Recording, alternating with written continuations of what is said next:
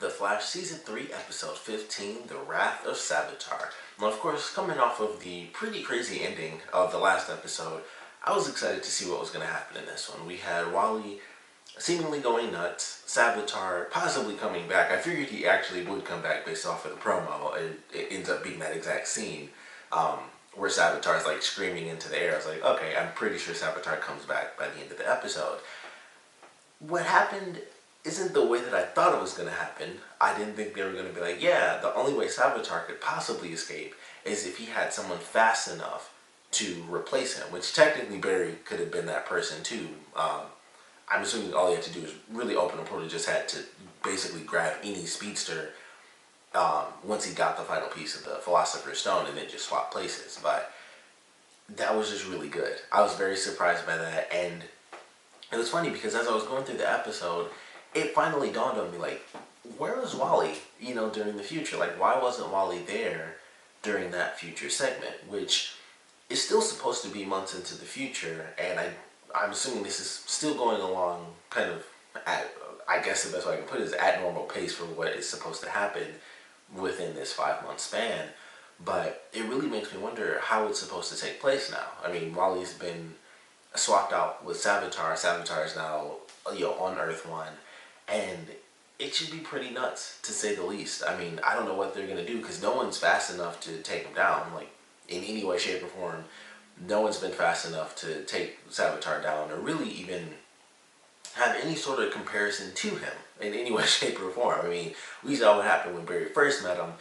He's not exactly any faster at this point, so I don't know where they're headed right now, but it was a great way to end the episode. It was kind of like with the last one, although I enjoyed this whole episode compared to the last episode, but it was still just like, man, I was enjoying it already, and there were lots of reveals. It's like we find out Caitlin stole a piece of the Philosopher's Stone in order to help herself. We find out that her actually taking the stone is not only how Savitar got back, but it's the only reason he was trapped for as long as he was anyway, which was really insane, because I'm like, wow, that's quite a conundrum, because she did that in order to help herself, so of course she felt bad, and that was the weird thing, because Julian was mad at her, and I was like, I get that technically they should be mad at her because of the fact that, she took that piece of the stone, and that's what allowed him to come back, but at the same time, it's like this weird thing where it's like, that's how he got back, but he also would have been back like 3 months ago, like he never would have disappeared. And the way that they got rid of him, it's still a little confusing, because of course the version of him that they're dealing with is the version from the future, I guess, but he was released in the past, because, and I talked about this before, it's so confusing, but I had my guess and I was right, and it was the Speedforce. So I was like, that has to be the answer. Future Barry, it was still confusing, even though I figured that was the answer, and now we know the answer, it's still kind of confusing. It's like, okay, it makes sense based off of speedsters and what I know about them. Barry trapping Savitar in the Speedforce, very logical. He's trapped there. Doesn't make a ton of sense how he's trapped, but it's something to do with the Philosopher's Stone. So it's not like with Barry and Wally where they got their abilities. He got his abilities from this actual stone. So it's a little bit different where he's a speedster who can tap into the Speedforce, but he's also attached to the stone. So it's kind of a two-part thing where the stone is half of the power and the Speedforce is the other half. And I'm like, okay, that makes sense when you say it's simple as that. Speedforce has to be combined with the Philosopher's Stone in order for Savitar to be able to move freely. I get that. That makes a ton of sense. Then we find out that Savitar basically was never there when they talk about the fact that that's why no one could actually see him outside of speedsters, is because he was actually trapped in the Speedforce the entire effing time, but he kind of wasn't because of the flashback with Julian where he opened up the box and that's how Savitar escaped in the first place, but I guess he didn't because it was the stone, and it's still super confusing, so they need to do like a really dumb, super dumb rundown for me to finally understand this, but based off of everything they said, me kind of putting it all together, even in the past, when Julian opened up the box the first time during his, his little Indiana Jones exploration, when he opened it up, that was Savitar being unleashed Somewhat. I'm so confused because that would mean he was released 100%. Like, because that was the full stone before Caitlyn took it. So I don't know. Now I'm 100% confused because that was kind of the reasoning. Like, oh, that's why only speedsters could see him was the Speed Force, but that's why he would only show up a little bit at a time. It was because the Speed Force would suck him back in. So when they said that, it was like that. I figured that that was an explanation for all the characters and not just for Wally, and that's why he would only see him for a little bit. So I don't know. I mean, maybe they were talking specifically for Wally, but it's still really confusing because it doesn't make sense how this past version of Savitar escaped, and then I guess with it, like I said, with it being the Speed Force, I'm pretty sure I may have mentioned that before, but with it being the Speed Force, it kind of makes sense because, like I said, the fact that Flashpoint even exists and Savitar knew about it made sense because if he's trapped in the Speed Force, he'd see time changing around him, and it'd be like, okay, well, this happened and that happened. I can totally, do that again. And Savitar even says it, like, you creating Flashpoint is what gave me the inspiration to give Wally his own abilities so that I could have someone, fast enough that I could actually trick into opening a portal and getting me that final piece of the stone that I needed. And I thought that was cool, actually. And it kind of, once again, made a little bit of sense. Like, Speed Force, not affected by time travel. Barry recreating this or doing that over and over again didn't make a difference. Savitar was able to see all that stuff happen and was still trapped within the Speed Force, sort of, but physically was able to just whoop on Barry that first time he showed up, which is still kind of funny. Like, he destroyed him. But it's still, just like I said, it's still somewhat confusing because they were fighting a physical version of him, and then they constantly talk about how the future version of him was trapped in the Speed Force the whole time, and Savitar knows the future and stuff, so it was just super freaking confusing. It was like it was almost like they're fighting two different versions of the same person.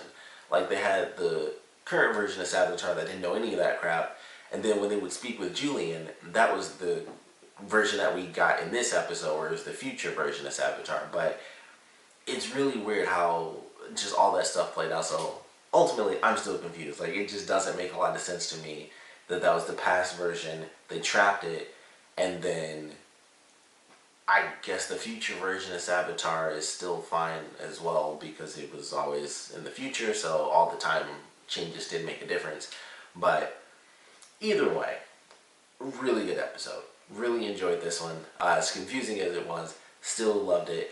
Wally being crazy throughout the episode, I really love that for his character and him, seeing Savitar. And it started really happy too. He's running and it's like, 0.21 seconds and stuff, and they're like, you're fast enough to save Iris, you're going to save her life. They have, that one really happy moment. After that, they have a nice moment where, Wally and Iris actually announce to everyone that Barry proposed, and it was good, like, for that first part. And then right after that, it was just pure madness, and Wally is seeing, not only seeing Savitar, but he was being physically thrown around because he, like, flew into the wall, unless he was, like, jumping backwards or something. But it looked like Barry was looking at him, and he, like, was getting tossed around. And I'm like, okay, so he is inside, Savitar is in his head, but he's able to physically manifest in some way, shape, or form because he has this mental, psychic attachment. But I guess that wasn't the case. And then they're going through, and it's just getting worse and worse. And Wally's getting slower because he's getting inside his own head. And then Savitar is effing with him and making him see his mom and trying to be like, you'll never be fast enough, to provoke him to get even faster so that he can create the portal at the end of the episode. Of course, just as everyone's figuring out the truth that what's taking place is Savitar's within the Speed Force, and that's why only speedsters could see him. It wasn't just because he was moving super, super fast. It was actually because of the Speed Force. So I thought that was interesting, and that made a lot of sense. And like I said, him being pulled back, and there's this weird thing where, I don't know, maybe because the Philosopher's Stone wasn't in the Speed Force, it made him more powerful, so he had a greater attachment to the rest of the world. And with that little sliver, that was the best he could do for this episode, was just get inside of Wally's mind. So, the crazy episode started off nice and happy, and then it all just went downhill. Wally vibes into the future, and he sees that Iris doesn't have the wedding ring, and we find out that Barry's proposal was it was part, of course, because he did love Iris, but the other part was fear, and that he thought, maybe if I do this now, it'll change the future. And I was like, wow, Wally kind of had a point, like he was mad at him and stuff, but at the same time, he was like, that was kind of a messed up thing to do just to see, like, maybe this will change it and stuff. And so they might not end up together because of that. Who knows? This could be exactly how it's supposed to play out anyway, and it, sort of weird time travel thing, it's cyclical, and it was like the reason that she didn't have the ring is because Wally told them, and that's why she didn't have the ring, so that's how they saw it in the future. That weird sort of stuff. So they might not end up together. Wally, of course, is gone. He disappears like Barry did in that other episode where he got torn into pieces, and a little bit of his suit is left behind. So he's trapped inside the Speedforce, and they have to save him. Barry kind of just stood there like a deer caught in the headlights when Wally's like, "Help me!" He's just like frozen in place, and they were just watching him. I thought he was gonna actually explode because his clothes were like ripping apart. I thought like his flesh was gonna start coming off too, and he would actually dissipate like Barry did before. And it made me think of that happening to Barry. It makes me think of like Flashpoint Paradox type stuff from the comic books, where or not Flashpoint Paradox, but Infinite Crisis, where Barry runs so fast to save everybody that he dissipates into the Speed Force, which is also something they actually did do with Wally. For people watching Young Justice, they actually took that and did it for Wally. So it made me think of Young Justice as well as the original story where Barry disappears to save everybody. And it was just like, wow, I don't know how this is going to play out, but Wally's gone for a bit. I guess in a sense, I didn't see it happening in this way, but I was kind of right. They will not have two speedsters, or more than two speedsters, because it was like, man, Jesse's running with them in the beginning and stuff. They actually have three speedsters. They did it in the last episode. This episode comes along, we had two effing episodes, and Wally's been sucked into the Speed Force, and now it's Barry and Jesse. And it was like, they took it down to two speedsters again. So they always find a way. Always find a way to make it a duo. But really good episode. I love the ending for this with, at first it was like, okay, they're going through this stuff. It's cool to see Wally go crazy, and he's going to let Savitar loose, and then they're going to have to figure out how do we stop him. Now that he's escaped, how do we save, this version of the future? The way it happened, though, with them actually basically getting rid of Wally in order to bring in Savitar, that's not how I thought that was going to play out. So I love that element to it. And now, not only do they have to, save Savitar, or not save Savitar, but stop Savitar, they also have to save Wally in the process. And I'm assuming, based on the way it ends, Barry seems to be like, the reason that all this is happening is because of my fear. And that fear, I'm assuming, is related to Savitar saying, like, you won't kill me because you're the good guy. And that's kind of a part of his character, is that he has this fear of, killing. Like, it's like a Batman thing. So I feel like he was going against that at the end. He was like, my fear is the reason for all of this. And everyone's kind of torn apart. And Caitlin feels bad about herself. They had to use Julian a couple of times in this episode, which of course he didn't want to do, and then of course the way he felt once Caitlin revealed everything.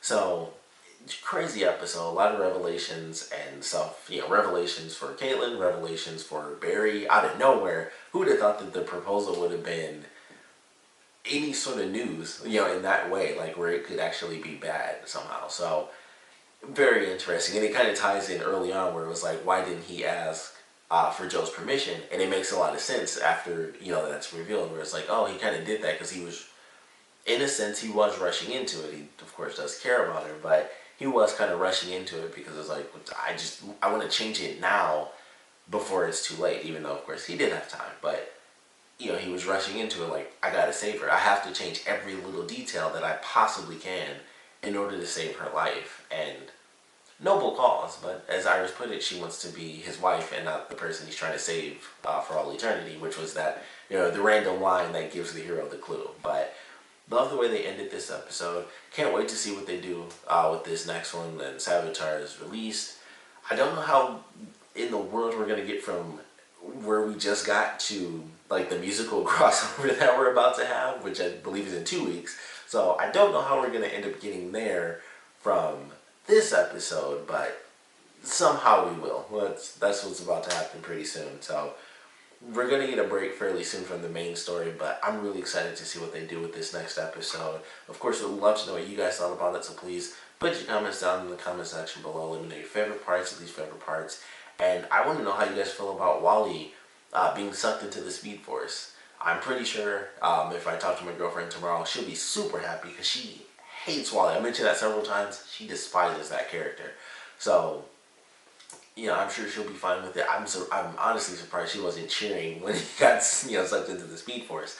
But I would love to know how you guys feel about him being sucked into the Speed Force. I would also love to know your theories on how they're somehow going to save him without, because if they kill Savitar, then I would assume they wouldn't be able to release Wally.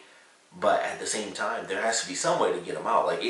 I would love to know an actual answer as to how anyone is trapped inside the Speed Force if they're able to tap into the Speed Force. I would love to get that answer. How in the world was Savitar trapped? With him, I actually understand. Because like I said, it's part of his ability is within the Philosopher's Stone. So that makes sense. He wasn't able to do it himself and escape. But does that mean he basically detached himself from the Philosopher's Stone and used it on Wally? Will we find that out that he actually, when he swapped places, he, did kind of what Caitlyn did. He breaks off a piece of the Philosopher's Stone and he's not able to escape. And maybe, considering he's faster than Wally, Wally wouldn't be able to send any messages. And even if he could get in someone's head, Savitar, I'm sure, would be strong enough to kind of block that sort of stuff out. So maybe we'll get that answer as to why there needs to be a swap and why Wally can't escape on his own if he's able to, make a portal himself and he is even faster than Barry. Why wouldn't he be able to escape on his own? So I'm hoping we get an actual answer for that.